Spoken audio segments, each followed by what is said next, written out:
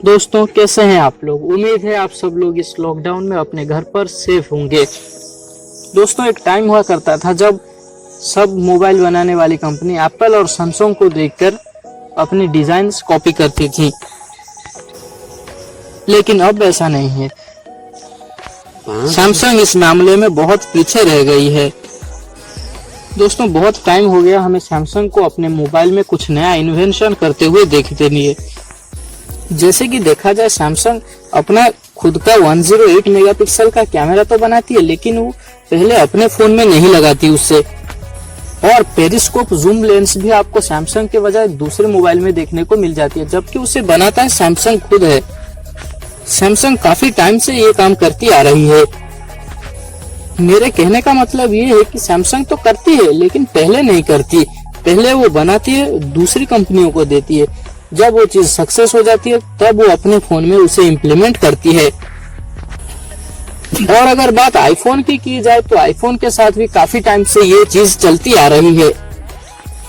दोस्तों, जहां एक तरफ दूसरी स्मार्टफोन कंपनियां फास्ट चार्जिंग, गिम्बल कैमरा, इस सब चीजों को इंट्रोड्यूस करा रही है, लेकिन उसी तरफ ये दोनों कंपनियां इस मामले में पीछे हट रही है थोड़ा।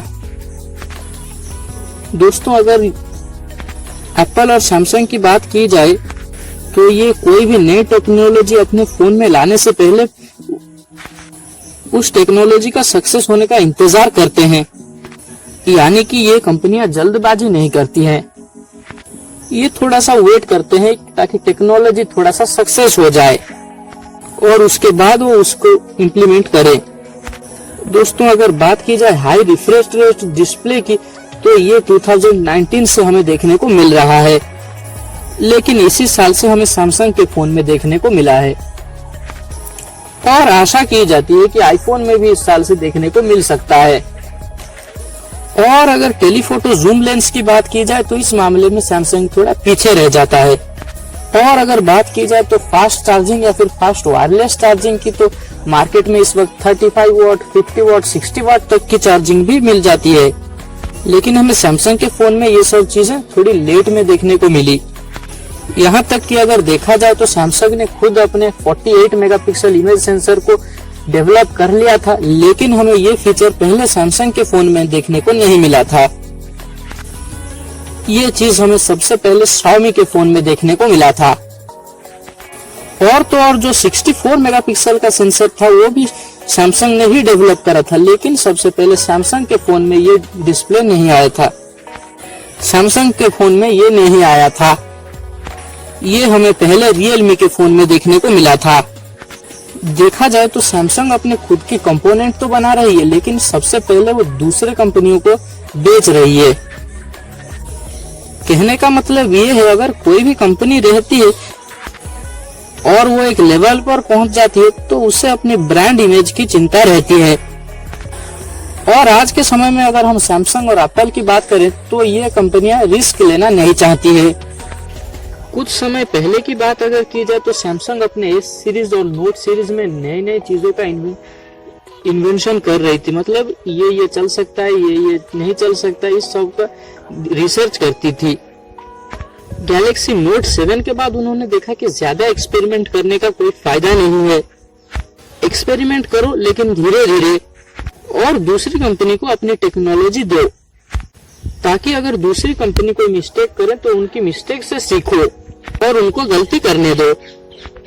जैसे बात करें वाटरफॉल डिस्प्ले की, वो सारे सैमसंग बनाती है, और हाई रिफ्रेश रेट डिस्प्ले भी सैमसंग बनाती है, लेकिन इसी साल हमें सैमसंग के फोन में हाई रिफ्रेश रेट डिस्प्ले देखने को मिला, क्योंकि सैमसंग वेट कर रही थी कि जो टेक्नोलॉजी हो वो थोड़ा स्टेबल हो जाए। और अगर बात आईफोन की जाए, तो आईफोन भी इसी चीज का इंतजार करती है कि एक बार टेक्नोलॉजी स्टेबल हो जाए, फिर हम उसे अपने फोन में इम्प्लीमेंट करेंगे, ताकि आपको एक परफेक्ट यूजर एक्सपीरियंस देखने को मिले। जल्दीबाजी करके कोई टेक्नोलॉजी डाल दिया, अगर उसमें कोई प्रॉब्लम आ गई, तो उनकी ब्रांड इमेज को खतरा हो सकता है। और अगर आईफोन में कोई छोटी सी भी प्रॉब्लम आ गई ना, तो राई का पहाड़ हो सकता है। इवन सैमसंग जो है ना, वो भी सबसे पहले पंच होल की इनोवेशन करी थी, लेकिन वो पंच होल डिस्प्ले लगाने वाली पहली कंपनी नहीं थी।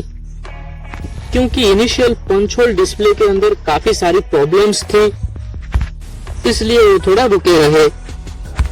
और आज की डेट में जो इन डिस्प्ले कैमरास है ना, तो उसको भी सैमसंग ही डेवलप कर रहा है।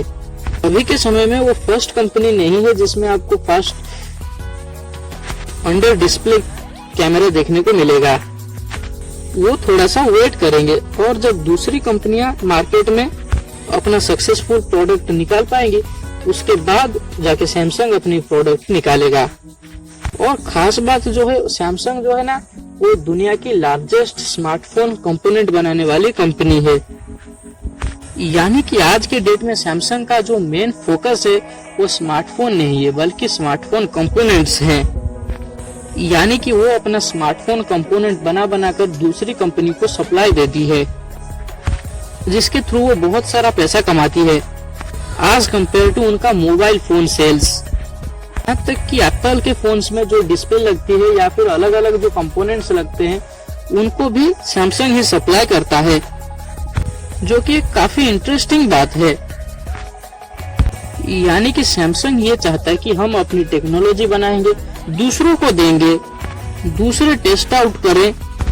जैसे जैसे जो टेक्नोलॉजी सक्सेस होगी और मार्केट में चलेगी, उसे हम अपने फोन के अंदर इम्प्लीमेंट करेंगे, और जो चीज अनसक्सेस रहेगी हम उसे अपने फोन में इम्प्लीमेंट नहीं करेंगे। ये स्ट्रैटेजी सैमसंग और एप्पल की काफी सही चल रही है। यहाँ तक कि अगर सैमसंग को कहीं अपने नए टेक्नोलॉजी को इंट्रोड्यूस कराना होता है तो अपनी ए सीरीज और एम सीरीज में इंट्रोड्यूस कराती है। जैसे बात करें ए सीरीज के अंदर हमें A80 देखने को मिला था मोटराइज्ड कैमरा के साथ। वो फोन नॉर्मली चला, इतना ज्यादा हाइप क्रिएट नहीं कर पाया और इतनी पॉपुलर नहीं हो पाई। नोट लाइनअप का अगर उनका S पेन अच्छा हो गया तो उन्होंने नोट लाइट में भी उस चीज को इम्प्लीमेंट रखा। वैसे ही उन्होंने वाटरफॉल डिस्प्ले बनाई और दूसरी कंपनियों को दी, और देखा कि जो वाटरफॉल डिस्प्ले का मार्केट रिसेप्शन है वो कैसा है। इसलिए आज की डेट में आपको उनका कोई भी डिस्प्ले वाटरफॉल डिस्प्ले देखने को नहीं मिलता।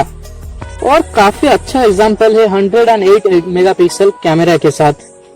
108 मेगापिक्सल का जो पहला कैमरा सेंसर हुआ था वो भी सैमसंग ने ही बनाया था, लेकिन 108 मेगापिक्सल का जो मोबाइल था वो पहले मी मिक्स अल्फा में देखने को मिला था, उसके बाद Xiaomi के Mi Note 10 में आया, और उसके बाद सैमसंग के Galaxy S20 अल्ट्रा में देखने को मिला हमें। यानी कि जो सैमसंग है ना, वो उसने वेट किया कि जो टेक्नोलॉजी है वो थोड़ा स्टेबल हो जाए, और जब वो परफेक्ट स्टेज में आ जाएगी तब उसे वो अपने फोन में इम्प्लीमेंट करेंगे। और दूसरी कंपनी जैसे कि Xiaomi हो गई, उन्होंने उनको दिया कि आप लोग पहले टेस्ट करो कि मार्केट में कैसा परफॉर्म होता है। भले ही जो 108 मेगापिक्सल सेंसर थी उसे सैमसंग ने डेवलप किया था, लेकिन वो टेस्टिंग के लिए दूसरे ब्रांड्स को देती थी। ये सैमसंग की पीछे की स्ट्रैटेजी है। वहीं पे अगर बात की जाए कि दूसरी कंपनी सैमसंग जैसी स्ट्रैटेजी क्यों नहीं अपनाती, दूसरी कंपनी जो है इनका इतना बड़ा ब्रांड नहीं है, वो अपना ब्रांड इमेज जो है चेंज करना चाहती है। काफी अच्छा एग्जांपल हम अपने वीवो और ओप्पो से ले सकते हैं। ओप्पो और वीवो को कुछ साल पहले काफी बेकार कैटेगरी में रखा जाता था, लेकिन अगर पिछले 1-2 साल से देखा जाए, ओप्पो और वीवो की ओर से हमें काफी कमाल के फोन देखने को मिल जाती हैं, जिनके अंदर कुछ ना कुछ इनोवेटिव टेक्नोलॉजी देखने को मिलती है हमें। जैसे अगर बात करें वीवो का पहला फोन जिसके अंदर हमें पॉपअप कैमरा देखने को मिला था, यहाँ तक कि हमें आज की डेट में वीवो X50 प्रो में गिम्बल कैमरा देखने को मिला है। वैसे ही ओप्पो है, ओप्पो की फाइंड X सीरीज देखो या फिर फाइंड X2 देखो, जिसके अंदर 120 हर्ट्ज का रिफ्रेश रेट डिस्प्ले, नया सेंसर लेके आ गए, ये बात हो जाती है। हुआवे और हॉनर को देख लो, वो सैमसंग से पहले अपने फोन में पेरिस्कोप जूम लेंस को ले आए। ओप्पो की चार्जिंग टेक्नोलॉजी भी काफी ज्यादा फेमस है। यानी कि जो इनोवेशन वाली चीजें होती है वो हमें पहले चाइनीज ब्रांड जैसे कि ओप्पो, वीवो में देखने को मिल जाती है, और ये कंपनियां इस चीज को इसलिए ज्यादा करती हैं ताकि वो मार्केट में अपने लिए थोड़ी जगह बना पाए। इनका मेन एम जो है वो लोग इनको थोड़ा प्रीमियम और लग्जरी ब्रांड के ओर से देखें, और यही एक रीजन है जिसके लिए हमें वीवो की ओर से कंसेप्ट फोन एपेक्स देखने को मिला था, जिसके अंदर 65 वाट की वायरलेस चार्जिंग भी थी, अंडर डिस्प्ले कैमरा भी था, गिम्बल कैमरा था और कंटिन्यू जूम भी था। और इससे उन्होंने दुनिया को ये दिखाना चाहा कि हम एक नॉर्मल रेगुलर कंपनी नहीं है, हम एक इनोवेटिव कंपनी है, हम दूसरी कंपनी से थोड़ा हटके हैं। जिसका फायदा कंपनी को ये होता है कि उनका मेन फोन जो है वो भले ही ना बिके, उनका जो सस्ता फोन होता है वो बिक जाता है। जैसे बात करें ओप्पो अपना Find X2 Pro काफी अच्छा फोन बनाए, लेकिन वो उसे इंडिया में लेकर नहीं आए। अगर ये फोन इंडिया में आता वो उसकी कीमत बहुत ज्यादा बढ़ जाती और वो शायद इतना ज्यादा बिक नहीं पाता। ऐसे ही वीवो का X50 Pro के अंदर उन्होंने गिम्बल कैमरा डाला, लेकिन वीवो X50 Pro Plus को वो इंडिया के अंदर लेके नहीं आए क्योंकि उसके प्राइस काफी ज्यादा होने वाली थी और लोग इस चीज को खरीदना पसंद नहीं करते। और कंपनी को ये चीज भी पता है कि मार्केट के अंदर वो इतना महंगा फोन लाएंगे ना तो ये बिकेगा नहीं। और कंपनियां काफी बार ये देखने को मिलता है कि वो अपने फोन को थोड़ा ज्यादा महंगा बनाती हैं ताकि वो अपने ब्रांड इमेज को बना सकें। तो ये एक बात हो जाती है, यानी कि वो अपना महंगा फोन दिखा के सस्ता फोन बेचती है। और पूरी बात ये है, जब भी ओप्पो या वीवो कोई भी नई टेक्नोलॉजी का इवॉल्व करती है, इनिशियली वो महंगी रहती है, लेकिन इवेंचुअली जो ये टेक्नोलॉजी होती है ये आगे चल के कम हो जाती है इसकी प्राइसिंग। और जैसे ही टेक्नोलॉजी की प्राइसिंग कम हो जाती है तो उनके सस्ते फोन में भी हमें ये टेक्नोलॉजी देखने को मिलती है। यानी कि ओप्पो अगर कोई भी टेक्नोलॉजी इम्प्लीमेंट करेगी तो वो घूम फिर कर हमें रियलमी के फोन में देखने को मिलेगा, और वीवो अगर कोई टेक्नोलॉजी का इम्प्लीमेंट करेगी तो वो घूम फिर कर हमें iQOO के फोन में देखने को मिलेगा। वहाँ पर काफी कम प्राइस पर ही हमें ये टेक्नोलॉजी देखने को मिलेगी। और यही सेम चीज Xiaomi के साथ भी है, और इसीलिए उन्होंने अपना Mi 10 को ही इंडिया में लाए, Mi 10 Pro को नहीं लाए, क्योंकि जो Xiaomi है वो भी अपना ब्रांड इमेज चेंज करना चाहती है। आज की डेट में ये जितनी भी कंपनियां हैं ये सब मीडिया का अटेंशन ही ग्रैब करना चाहती है। क्या आपको पता है फरवरी के महीने में मोबाइल कंपनीज के बीच एक रेस लग गई थी कि सबसे पहले कौन 5G फोन लेके आएगा। जैसे उस समय iQOO ने अनाउंस किया था कि iQOO अपना पहला 5G फोन लेके आएगा, उसके बाद रियलमी ने भी अनाउंस कर दिया था कि वो अपना X50 Pro लेके आएंगे। अगर देखा जाए तो ये कंपनियां यही चाहती थी कि मीडिया का अटेंशन उन्हें मिले और वो बताएं कि हम सबसे पहले 5G फोन लेके आएंगे। लेकिन भाई सैमसंग क्या करती है, उन्हें इस टाइप की मीडिया अटेंशन की कोई टेंशन नहीं है।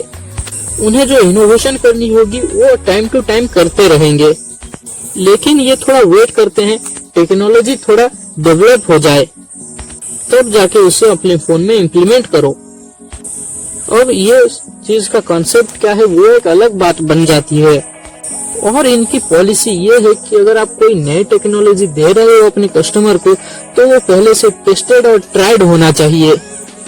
ये इसके पीछे की कहानी हो जाती है। यही रीजन था कि हमें ओप्पो और Xiaomi, Vivo इन सब के फोन में नए नए फीचर्स देखने को क्यों मिलता है, और दूसरी तरफ एप्पल और सैमसंग में कोई नई टेक्नोलॉजी पहले देखने को नहीं मिलती है। वीडियो अगर आपको पसंद आए तो इसको डेफिनेटली लाइक कर देना और चैनल को सब्सक्राइब भी कर लेना।